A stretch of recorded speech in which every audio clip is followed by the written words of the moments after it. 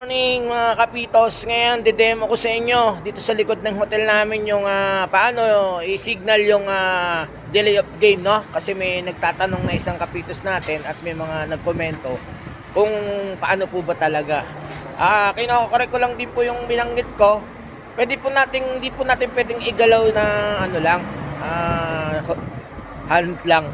Kailangan may kasabay na shoulder yan, no? Kasi pag hand lang, ganun lang yung datingan yan. So pagka nagkaroon ng delay of the game, nabanggit ko nga yung apat doon sa mga pwedeng mangyari sa delay. Kailangan stop the clock ka muna, pick. Then kailangan i-ano mo siya ng full, no? Tapos IoT, tuturo mo lang yung player na yon kung sino, kung anong number yung nag-delay of the game. So first infraction, warning lang. Pangalawang infraction, technical na. Okay guys, I hope may nakuha kay bagong tip sa oras nito. Shout out sa inyo lahat dyan, mga kapitos ka tracker ko dyan sa Pinas. Bye bye and God bless you all. Busy police.